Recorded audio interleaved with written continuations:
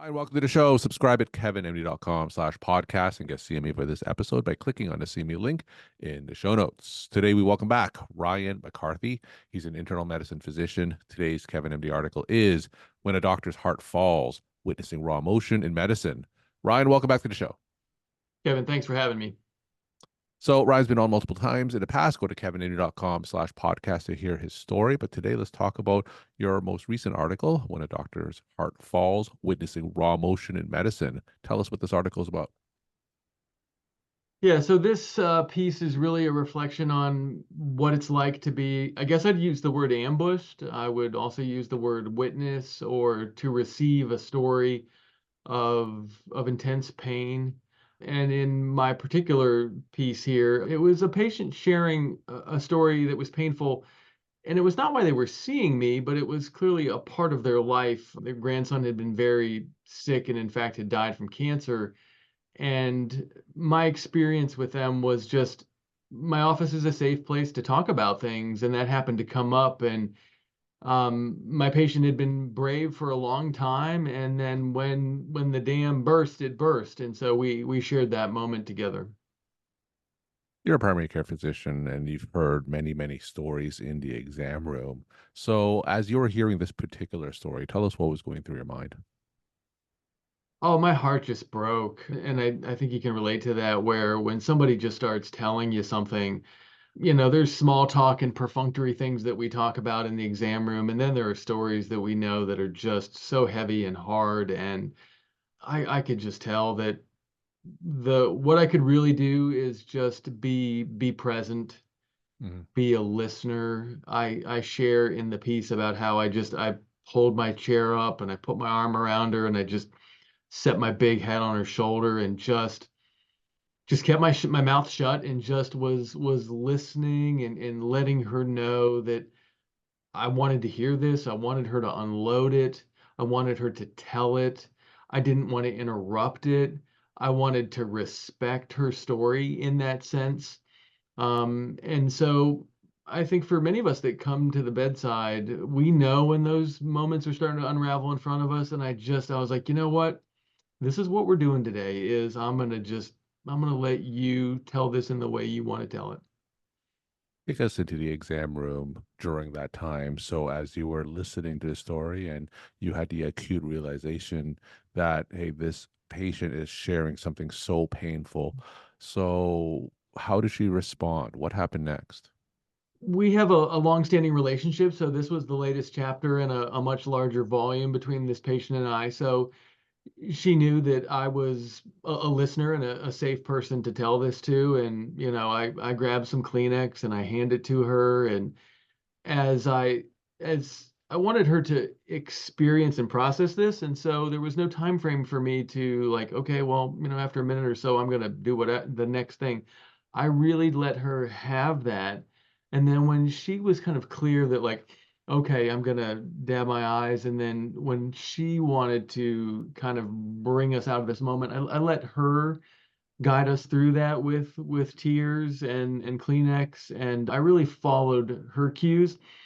And I do that now in a way that I didn't at the beginning of my career. Now I know that I'm like, listen, the whole world has just stopped. Like, no matter what else I had planned for the next period of time, like this is what I came to do today.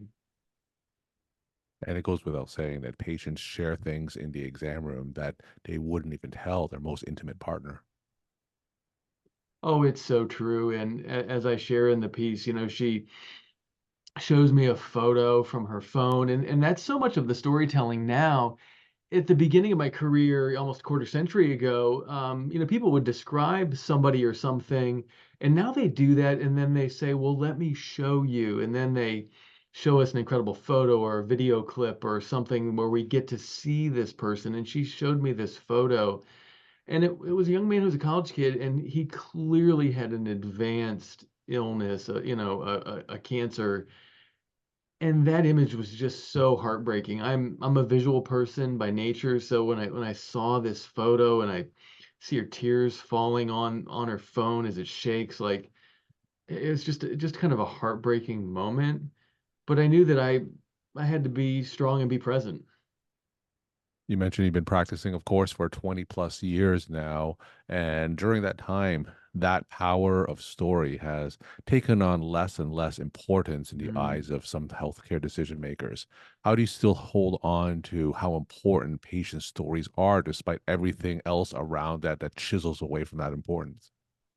Yeah, Kevin, I love that question. And that's the question I think about daily. And I tell colleagues and medical students and residents that storytelling is the currency of what we do. Somebody tells, somebody listens, whether it's an acute illness or a longer tale of woe and tragedy.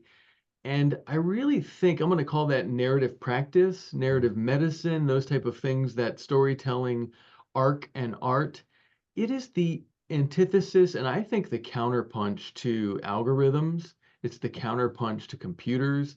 It's the counterpunch to now artificial intelligence in a world that wants to dehumanize us and reduce us to, oh, hey, this situation is just like this other set of circumstances. Storytelling tells us that no, this is a singular person, a singular story, a singular time. And respecting that, knowing that, loving that, I think keeps us as doctors, as medical practitioners, really connected to the soul of what the profession of medicine was, is, and what it really should continue to be. And how difficult do you find that today to maintain those ideals?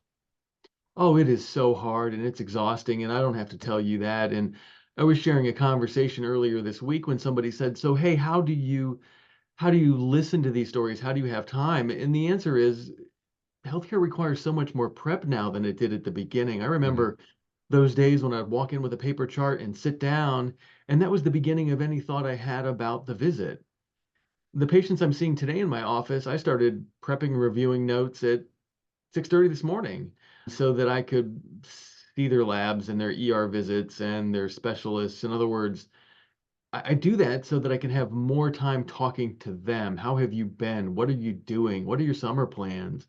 That gestalt of tell me who you are and how things are going. As the latest chapter, the next piece of the story in the relationship that I have with them. So that prep, Kevin, is so much more than it ever was, and it's exhausting. But I continue to do it because it allows me to keep that storytelling and talking and listening at the heart of what I do. When you were telling your story, you mentioned that you put your arm around a patient, Mhm. and not every physician does that. Tell Right. us in that instance how important that was for that patient. Oh, I think it means everything. And I've often said that well, in primary care, I'm a listener and I'm a giver, and that people need that literally and figuratively. They need the love that is given, and that's respect and space, and the body language that says, tell me more. But sometimes they need a literal embrace. Mhm. And I've often said to medical students after I get out of a room where I've hugged somebody or we've cried together, I lean to them and I say, listen, figure out how you are comfortable letting patients know that you love them. Not all of us are huggers. Some of us are less demonstrative, but there are so many ways that each of us can tap into our own innate personality and skill set so that patients really know she's listening to me, he's listening to me. So when I describe what I do, it's definitely the gregarious, hugging primary care internist, but even if you're not that type of person or personality, each of us has ways that we can tell patients that we respect and love them. How do you find the emotional strength to do what you do? Because as a primary care internist, you probably see 20 plus patients a day. So that's 20 plus stories similar to what you describe in this Kevin MD article. How do you find those emotional reserves to go through that 20 times a day? Do you ever get emotionally exhausted? Oh, absolutely, Kevin. And I think for the first 2 decades of my life, I didn't have a good answer for that because I had not found a skill set or practices to get there. But over the last 4 years, I discovered narrative medicine and narrative practices and really thinking about creative ways to embrace storytelling, know that it's important. That includes writing that I've done and I continue to do. And those practices were not a part of what I was doing when I was a young doctor. Now I know they're critical. That's how I'm going to process this trauma. Some days I'm too tired to write, that's for sure. But the other part of those practices is that when I leave my office or the hospital, I get outside and I get fresh air, and it's all about embracing what I call the analog experiences. I really stay away from computers and electronics when I'm out of here. And it's about my relationship with my wife, Erica, and my children and my dog, and fresh air and exercise and making sure that I get a good night's sleep and all of the nuts and bolts things to take care of the engine, the machine, if you will. And when I couple that with narrative practices of writing and really embracive creative outlets, whether it's listening or watching to a comedy or a show or theater or these arts and humanities bolster me in a way now that I know that it's not negotiable. That's a part of what is going to allow me to come in here and being a caring and compassionate person, because if I don't continue those practices, I'm going to be crusty, cynical, burned out, and jaded.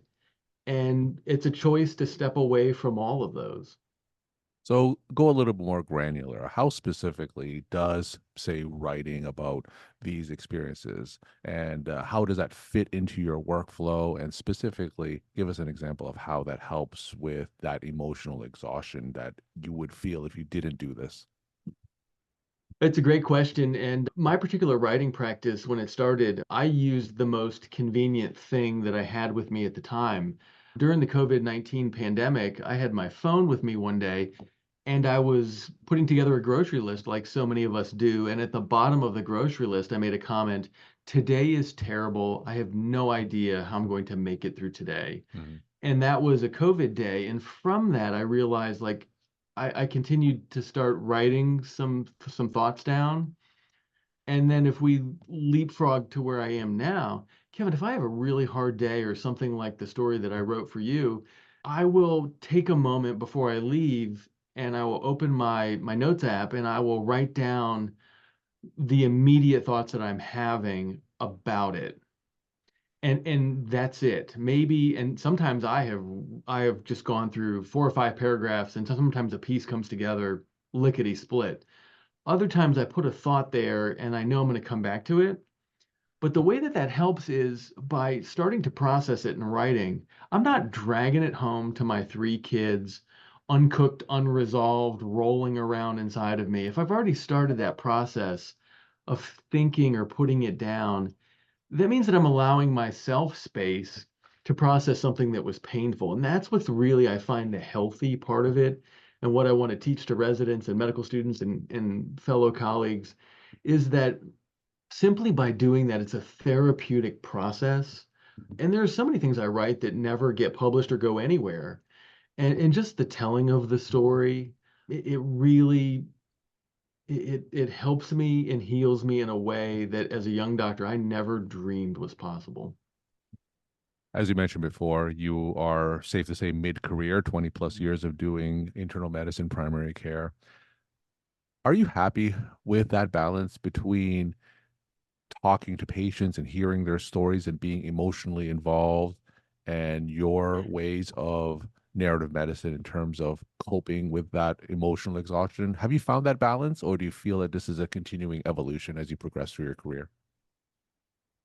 It's definitely an evolution, and I think that striving for balance, I'm committed to that, and I feel good about that because I've realized now that if something throws me off balance and there's too much work and there's not enough time for poetry and movies and reading and writing and laughing, and in my particular house, my kids are all in the performing arts, so there's a lot of music. Hmm. And so when I think of narrative practices, all of those things come into me to bolster my soul.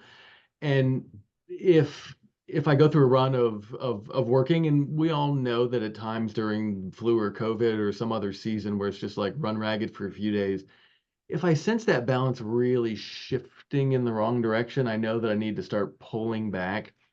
So I feel really good about my awareness, Kevin, of it. But no, I think it gets thrown off kilter all the time. But what I'm really grateful for is now that I know that that is what is going to help. It's not another vacation. It's not purchasing something, or you know what I mean? Like this isn't something that retail therapy or material items are going to help with. This is a practice of skills in arts and humanities that I keep going back to that word analog, and I'll say time tested. So I'm confident that's what it's going to take for me, and I think others can benefit. But no, it is an absolute constant. I got to keep striving every day to make that balance a reality. We're talking to Ryan McCarthy. He is an internal medicine physician. Today's Kevin MD article is When a Doctor's Heart Falls, Witnessing Raw Emotion in Medicine. Ryan, as always, will end with your take home messages to the Kevin MD audience. My take-home message is that each of us is a repository for a lot of trauma and pain in healthcare, no matter what your role is, whether you're a radiologist in the ER, operating room, whether you're a nurse or a tech or what have you. Each of us is proxy to the suffering of other human beings, and each of us has a choice and a responsibility to care for our own emotional needs through things that are nurturing and helpful. In my particular practice, these narrative medicine skills have really served me well. And I think that if you haven't tried any of them, take a bite and see just how healthful and fulfilling and helpful it can be for you. Ryan, as always, thank you so much for sharing your story, time, and perspective. And thanks again for coming back on the show. Thanks, Kevin.